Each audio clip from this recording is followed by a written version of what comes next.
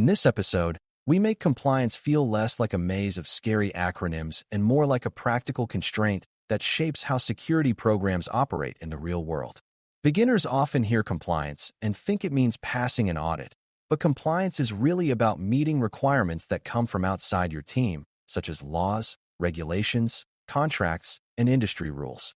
Those requirements affect what data you can collect, how you protect it, how you report incidents, how long you keep records, and what evidence you must be able to produce. SecurityX cares about compliance impacts because security is not only about what is technically possible, it is also about what is required, what is allowed, and what must be proven. Cross-jurisdiction realities add another layer, because organizations frequently operate across state lines, national borders, and multiple regulatory environments at the same time. That means the same security event can trigger different obligations depending on where the affected people are, where the data is processed, and what kind of organization you are. We are going to build a clear mental model for how compliance creates security work, how to explain those impacts without drowning in details, and how to reason through exam scenarios where requirements overlap or conflict. Before we continue, a quick note. This audio course is a companion to our course companion books. The first book is about the exam and provides detailed information on how to pass it best. The second book is a Kindle-only ebook that contains 1,000 flashcards that can be used on your mobile device or Kindle. Check them both out at cyberauthor.me in the Bare Metal Study Guide series. Compliance starts with understanding where requirements come from, because different sources create different kinds of obligations. Laws and regulations are imposed by governments, and they often carry penalties for noncompliance.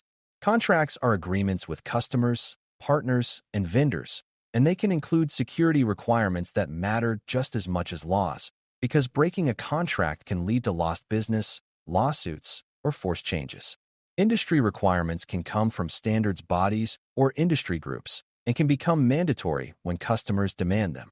Internal policies can also be treated as compliance requirements inside the organization, especially when leadership mandates them, because failing to follow internal rules can create risk and accountability issues.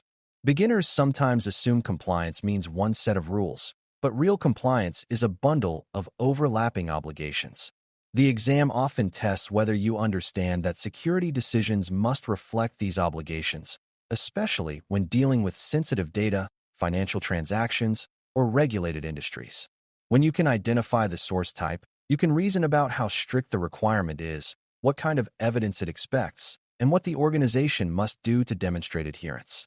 Industry requirements are particularly important because they often define baseline expectations for security in a given sector, even when an organization is not directly regulated by a specific law. A payment processor may require certain controls for organizations that handle card payments. A healthcare partner may require specific safeguards for health information, and a government customer may impose stringent rules for vendors. This is where compliance becomes a business reality rather than a theoretical checklist. If you want to operate in a certain market, you must meet the market's security expectations. Beginners can think of industry requirements as membership rules for participating in an ecosystem. If you want to process payments, you follow the payment ecosystem rules. If you want to handle protected health data, you follow healthcare ecosystem rules. If you want to sell to certain government entities, you follow their vendor requirements. SecurityX scenarios might describe a company expanding into a new market or signing a contract with a regulated customer, and the right answer often involves identifying which compliance requirements now apply and adjusting controls, documentation, and evidence collection accordingly. The key is to understand that industry requirements often flow through contracts, meaning you inherit obligations by agreeing to do business. Cross-jurisdiction realities make compliance complex because different regions can impose different rules for the same kind of data and the same kind of incident. A company might have customers in multiple states and countries, employees in multiple locations, and service providers operating globally. If a breach involves personal data, notification obligations may depend on which jurisdiction's residents were affected. If data is stored in one country but processed in another, sovereignty and cross-border transfer rules can apply. Beginners sometimes assume the organization can pick one jurisdiction's rules and apply them everywhere, but that is not always possible, and even when it is possible, it may create unnecessary overhead. A more realistic approach is to understand the highest impact obligations and design controls to meet them consistently, while still recognizing that reporting timelines and specific required actions may vary. SecurityX is not asking you to memorize every law, but it is testing whether you understand the logic that obligations vary by location and by context. When you see a scenario with global customers or cross-border data flows, your brain should automatically include jurisdiction in the risk and compliance analysis. A helpful way to explain compliance impacts is to separate compliance into three categories: control requirements, process requirements, and evidence requirements. Control requirements describe what safeguards must exist, such as access control, encryption, logging, or secure configuration practices. Process requirements describe how the organization must operate, such as performing periodic risk assessments, training staff, reviewing access, and managing incidents in a defined way. Evidence requirements describe what proof must be available, such as audit logs, signed approvals, review records, incident reports, and policy documents.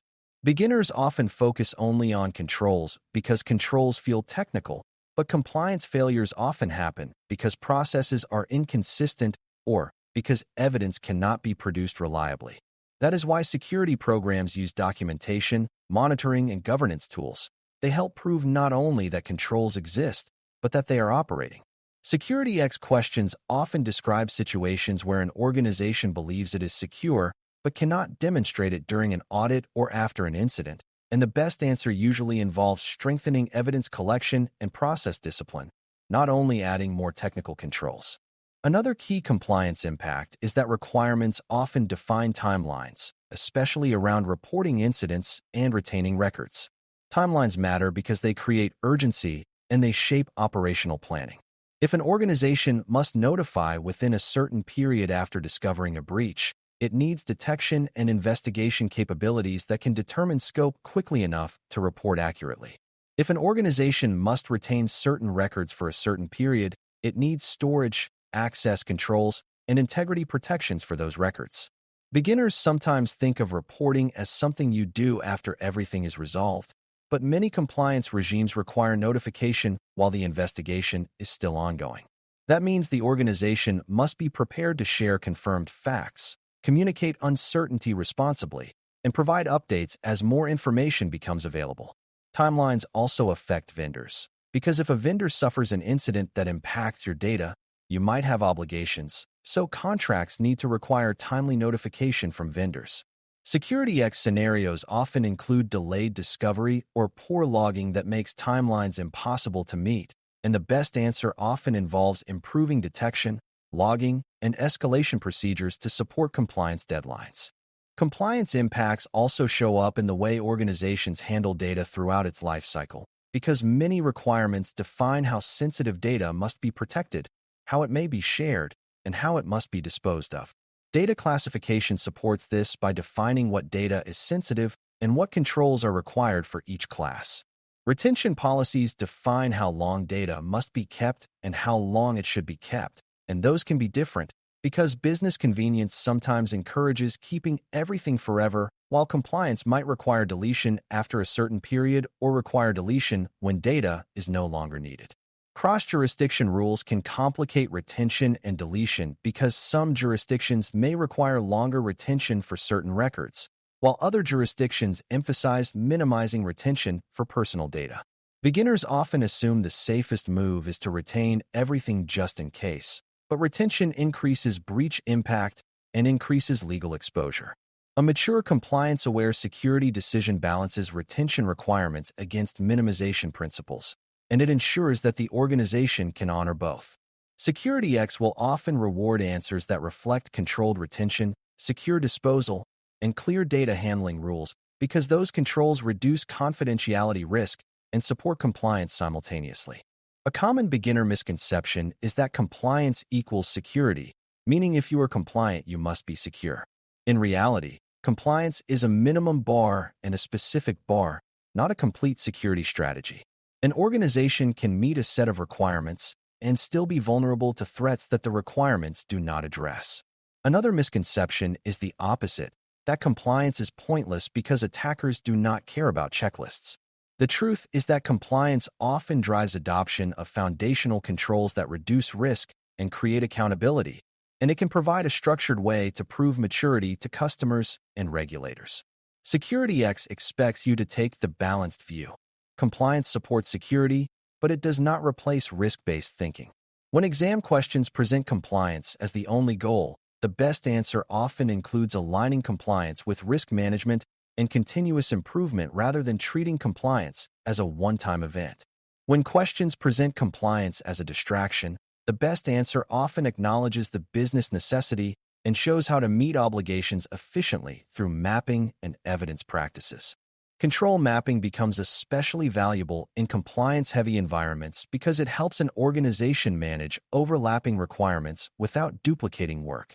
When multiple standards and regulations require similar controls, like access control, logging, incident response, and risk assessments, mapping allows you to show how one control supports multiple obligations. This reduces the common compliance failure of building separate siloed programs for each requirement set, which leads to inconsistent controls, duplicated effort, and confusion about which rules apply. Mapping also supports cross-jurisdiction realities because you can map jurisdiction-specific requirements to shared controls while tracking differences where needed. For example, notification timelines might differ, but incident response processes can include the capability to meet the strictest timeline, and the mapping can show how the organization handles variations. The exam often tests this indirectly by describing organizations overwhelmed by multiple audits or requirements, and the best answer is typically to centralize control management, use mapping to show coverage, and standardize evidence collection. That is program-level compliance maturity, and it is exactly what SecurityX aims to measure. Another major compliance impact is how it shapes vendor and third-party management. Organizations are often responsible for protecting data even when it is processed by a vendor, and they may be required to ensure that vendors meet certain safeguards. This is especially true when vendors use subprocessors, because the data and processing can spread beyond the original contract scope. Compliance-aware programs therefore require vendor due diligence, contractual requirements, and ongoing monitoring, because regulators and customers may hold the organization accountable for vendor failures. Cross-jurisdiction issues intensify this because a vendor might store data in a different country or rely on global support, affecting sovereignty and legal access. SecurityX scenarios may describe a vendor breach or a vendor located in another jurisdiction, and the best answer often involves ensuring contractual obligations for notification, evidence, and data handling, plus verifying where data is stored and how it is accessed. The main point is that compliance impacts do not stop at your boundary. They extend into the supply chain. If you can explain that clearly, you can answer questions that combine vendor risk with compliance obligations. Compliance also affects how you design security monitoring and logging, because evidence requirements often specify that you must be able to detect and investigate events, and you must protect logs as records. That means logging must be sufficient, retained appropriately, and protected for integrity so it can serve as credible evidence. Beginners sometimes treat logging as a technical detail, but compliance turns it into a governance tool because logs support accountability. Cross-jurisdiction can affect logging as well, because some rules restrict certain kinds of monitoring or require transparency about monitoring, while other rules require strong detection capabilities. A mature approach sets clear monitoring purposes, limits access to sensitive logs, and defines retention in a way that supports both investigation and privacy constraints. SecurityX often tests this balance by presenting options that either log everything without regard for privacy or log too little to support incident response. The best answer usually reflects targeted logging, protected log storage, and a documented approach that aligns monitoring with both security and compliance requirements. One of the hardest parts to explain to beginners is that compliance impacts are not static, because requirements and interpretations evolve, and business changes can create new obligations. A company that starts operating in a new region, acquires another company, launches a new product, or begins collecting new data types can suddenly fall under new requirements. That means compliance awareness is part of change management and risk management, because changes should be evaluated for compliance impact before they are implemented. This is also where documentation and governance frameworks matter, because they provide a structured way to evaluate changes, update policies, adjust controls, and maintain evidence. Security X questions may describe an organization that expanded quickly and now has inconsistent practices, and the correct approach often includes conducting a compliance gap analysis, updating policies and standards, and implementing a unified control set with evidence tracking. This is not about chasing every new rule immediately, but about having a process to identify impacts and respond consistently. A mature program plans for compliance change the way it plans for security drift by expecting it and building review cycles and ownership structures. As we wrap up, explaining compliance impacts is about showing that security programs operate under external obligations that shape controls, processes, and evidence, especially when organizations operate across industries and jurisdictions. Industry requirements often arrive through contracts and market expectations, and they can determine whether an organization can do business in a given ecosystem. Cross-jurisdiction realities mean obligations can vary based on where data and people are, so location and processing decisions become risk decisions with legal consequences.